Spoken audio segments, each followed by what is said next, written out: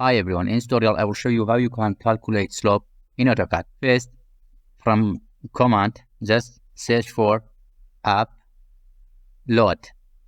Select this one. Then from here, select the folder you want, for example, download and slope.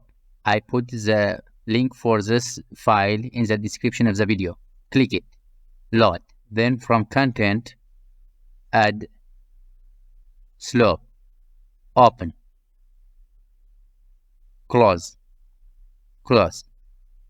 Okay, then from command, search for slope.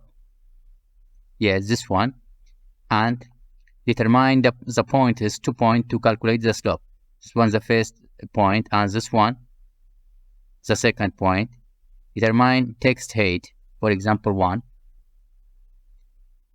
Then enter base point. Yes. Okay. For this line also, just search for slope, first point, second point, base point for text, for example here. Don't forget to like the video and subscribe to the channel. That's all. I hope it can be helpful. Have a nice time.